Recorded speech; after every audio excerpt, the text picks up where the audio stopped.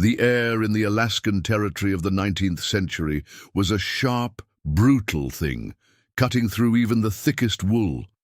Snow fell in a relentless, silent blanket, swallowing sound and shaping the world into soft white mounds.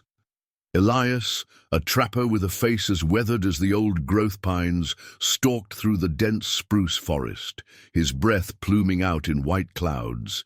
His boots crunched on the frozen ground, a sound that felt deafening in the profound quiet. He was tracking a wolverine, but his focus was broken by the faint sound of a boy's desperate whimper.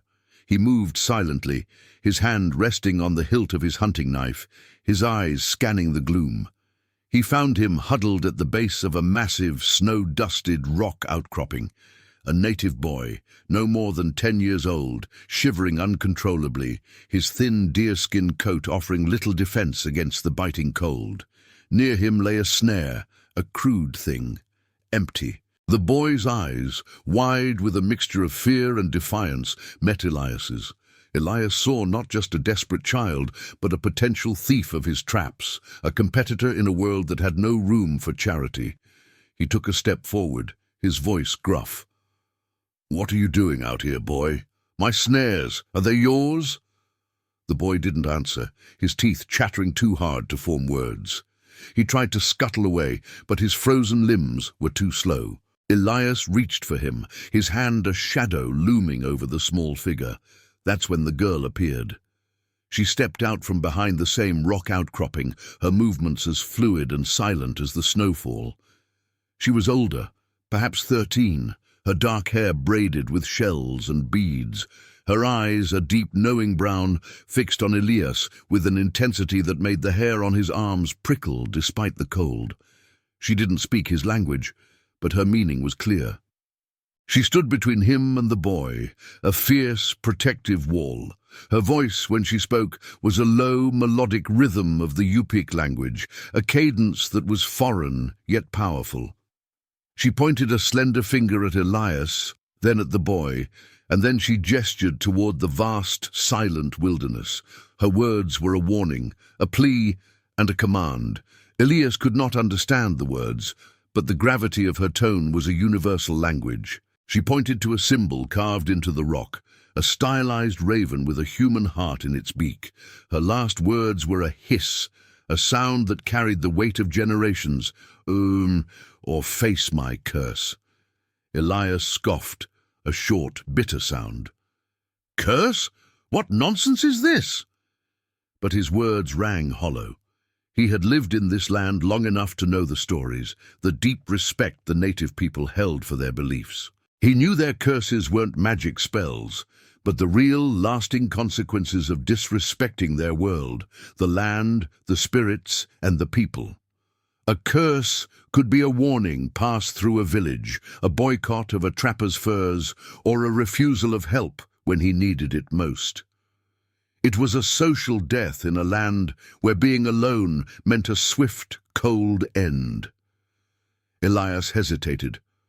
The boy was just a boy, small and helpless, but he was a symbol of all the native people who, in his eyes, made his life harder, stealing his furs and claiming his territory. He had a reputation to uphold, a hard-earned one. To back down now felt like a weakness he couldn't afford. Yet, the girl's eyes held an unshakable conviction. He saw in them a strength that felt more dangerous than a man twice his size. The wind picked up, a biting gust that drove snow into his face. The boy's shivering turned into a quiet shuddering. Elias looked from the girl to the boy, then to the bleak, endless expanse of the snow-covered taiga. He had a choice. Uphold his pride and face an unknown consequence from a community he relied on, or yield to a girl's plea. The practical trapper in him, the one who knew every rock and every root of this land, saw the wisdom in her warning. He was a small man in a vast, unforgiving place. He needed their tacit acceptance to survive. He lowered his hand from his knife. "Fine," he grunted in English, a word they couldn't understand, but whose meaning was unmistakable in his actions. He turned his back on the boy and the girl, walking back the way he came, his boots leaving deep prints in the fresh snow. The silence behind him was a heavy, watchful thing. He felt their eyes on his back until he was swallowed by the trees. The memory of the girl's face, her silent defiance and the weight of her words stayed with him. He had chosen survival over pride, a decision that would unravel his carefully constructed world. Don't forget to like, subscribe, and hit the bell for more stories that will leave you cold. Elias's decision to spare the boy felt like a pebble in his boot, a constant, nagging presence. He returned to his cabin, a small, dark hovel of logs and a smoke-stained roof, and tried to forget the incident. But the unusually heavy snowfall, a storm that seemed to last for days, made his mind drift back to the girl's warning. Was this the curse she spoke of? The cold was not supernatural, but its intensity felt personal. As if the land itself was punishing him for his brief, selfish moment, the storm trapped him for 3 days. His food stores dwindled, and the woodpile he had so carefully stacked was slowly becoming a mound of frozen logs. He knew he couldn't stay holed up forever. He needed to get to the nearest trading post, a small settlement a day's journey away, to restock his supplies and trade his furs. When the storm finally broke, leaving a world of blinding white in its wake, he prepared for the journey. He set out, pulling a heavy sled loaded with furs and his meager belongings. The journey was far more difficult than he anticipated. The fresh snow was deep and powdery, making every step a monumental effort. He fought through drifts that reached his waist, his muscles burning with the strain. He was halfway there when the accident happened. His foot, numb with cold, slipped on a patch of black ice hidden beneath the snow. The sled tipped, and his most valuable furs, a bundle of pristine wolf pelts, slid down a steep embankment into a half-frozen river. He scrambled down after them, his heart pounding with panic. He managed to retrieve most of them, but the pelts were soaked, their value ruined. The cold water seeped through his boots, and a dull, painful ache spread through his legs. He was shivering violently by the time he pulled himself back onto the trail. The sun was beginning to set, casting long, purple shadows across the landscape. The cold, which had been a constant companion, now felt like a predator. He knew he couldn't make it to the trading post, not with his wet clothes and the deep chill settling into his bones. He had to find shelter, and quickly. He was now on native land, miles from his own cabin. His only hope was to find a village. His pride, which had kept him from turning back, now felt like a bitter joke. He was utterly dependent on the very people he had tried to intimidate. He stumbled through the deepening twilight, his mind clouded by the onset of hypothermia. The cold was a heavy cloak, weighing him down, slowing his thoughts. He saw a flicker of light in the distance, a star in a sea of frozen darkness. He pushed forward, driven by a desperate animal need for warmth. He collapsed just outside a small village of sod and driftwood huts. He was found by the very boy he had confronted days earlier. The boy, recognizing the cold, trembling trapper, did not hesitate. He ran back to the village, shouting. Moments later, the girl, the one who had spoken the curse, was kneeling beside him. Her face, etched with concern, was the last thing he saw before darkness claimed him. He woke up in a warm hut, wrapped in thick caribou skins. The air smelled of wood smoke and a strong medicinal herb. The girl was there, a bowl of steaming broth in her hands. He tried to sit up, but a sharp pain shot through his legs. He was alive, but barely. She placed a hand on his shoulder, a surprisingly firm gesture. She pointed to his frozen feet, then to the fire, her meaning clear. She was tending to him, a silent act of mercy that made his throat tighten with a mix of gratitude and shame. He looked around the hut. He was a guest here, a guest of the people he had disdained. His pride was a small, insignificant thing now, a forgotten trinket in the face of his own mortality. He understood the curse now. It wasn't a punishment from the gods. It was a simple, brutal truth. This land and its people were intertwined. Disrespect one, and you earned the enmity of the other. The land had taken his pelts. Its people were now saving his life. The curse was a lesson in humility, a cold, hard truth written in the Alaskan snow. The following days were a study in humility for Elias. He was nursed back to health by the girl, whose name he learned through hand gestures, and the few words she knew was Anya. The boy's name was Inuk.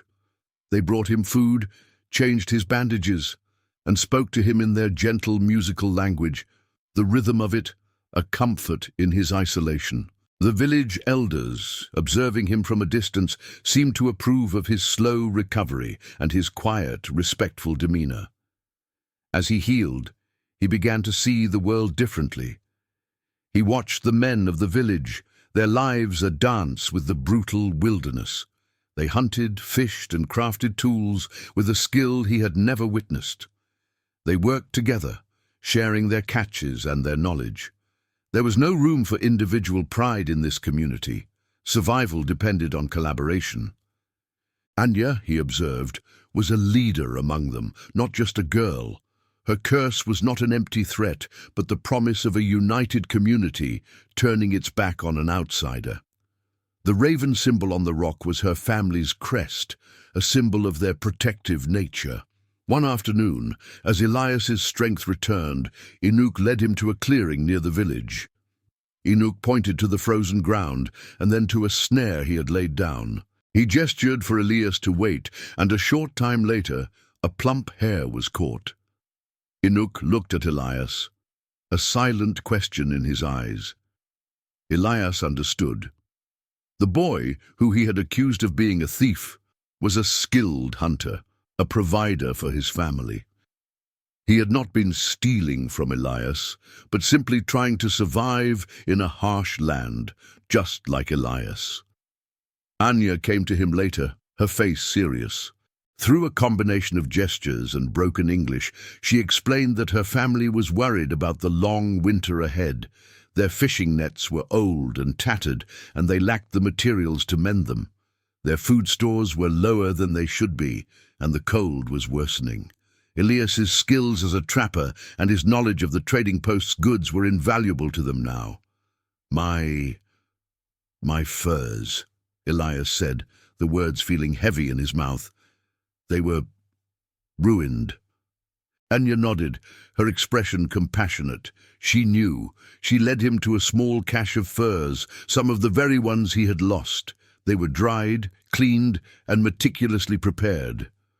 My brother, she said, pointing to Inuk. He help. Elias was speechless. They had not only saved his life, but had also salvaged his livelihood, the very thing he had risked for the sake of his pride. He knew what he had to do. He used the pelts he had left and the few trade goods he had salvaged to mend their nets and fashion new tools. He taught the younger villagers how to make sturdier snares, and he shared his knowledge of the best trapping grounds. He was no longer a solitary trapper, but a part of their community. When the time came for him to leave, the villagers gathered to see him off. He was no longer a solitary man, but a person with an unspoken debt, a connection to these people and this land. Anya stood before him, her hand outstretched. In it she held a small, beautifully carved wooden raven, its eyes inlaid with tiny beads. It was a symbol of their family, a reminder of the curse that had become a blessing. "We are family," she said, her English halting but her meaning clear. Elias took the carving, the smooth wood warm in his hand. He looked at her, at Inuk, at the faces of the villagers who had saved him. He saw not rivals, but partners in the same brutal dance of survival.